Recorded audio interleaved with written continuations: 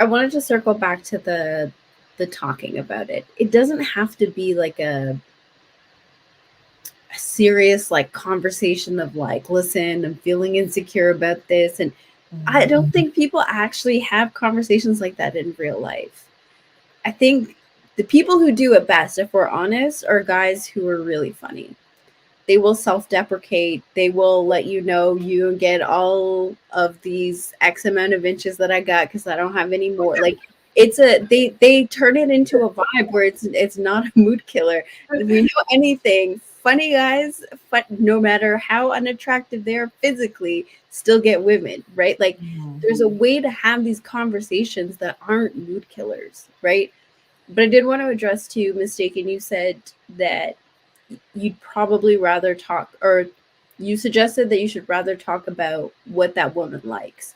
The Mhm. issue is depending on his size, it might make the situation worse if certain positions aren't viable. Like we see with this like BBL culture, there are certain positions that if you're not endowed enough, it's just not going to work the way that you intend it to. And the last Mhm. thing you want to do is fuel that insecurity. So I'd suggest having the conversation by setting the expectations appropriately, but do it in a way where like it's fun and not like everybody's in their head and it's awkward the whole time. Mhm. Yeah, I just recently heard the comedian, it was a female though, and she was talking about her being I don't know if she considered herself trans or not, but she was talking kind of like about what you were saying in terms of her having her strap on and the girlfriend had a BBL and she was like, now I understand what dudes be going through because it just kept sipping out. She's like, why you keep taking it out? and she's like, I wasn't trying. She's like, so she's like, now I understand it's hard. It's hard. Like these dudes got it bad. It was funny. But yeah. Mm, I don't know. I don't know. I just am, and maybe it's again like we were talking about earlier about being comfortable with the person that you're with. I think that matters as well. I don't think those conversations are as difficult when you guys have already built a level of, trust and intimacy outside of sex.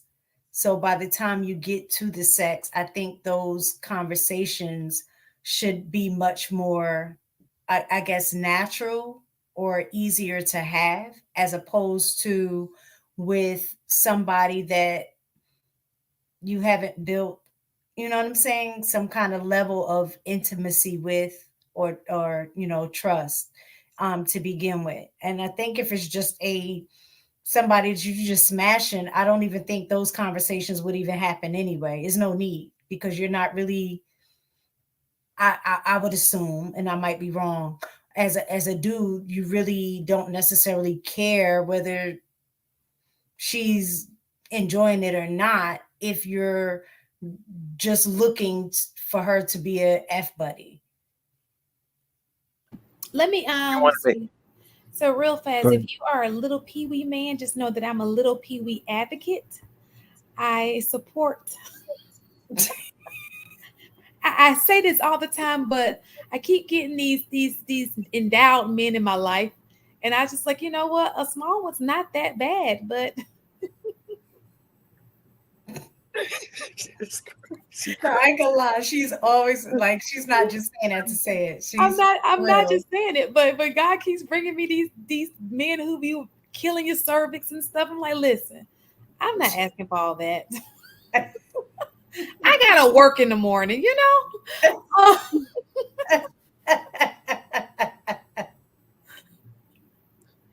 That- Well, Shan, I am filing for annulment, and I will be in Atlanta in about 2 weeks. I got your back. little man advocate. Oh, it's just you But I can't know, think of the name of that a show. shame. Shan, do you remember the name of that show that I was telling you about? It was some show in And Great stuff. it was He great. just said. Huh? We go crazy on what AP just said. Yeah, I am. I am. But it was a show in Great Britain, and man, it was something. Dang, I cannot think of the name of it. But anyway, the premise of the show was to see the people naked before they Oh yeah, actually went on a you told me date. about that.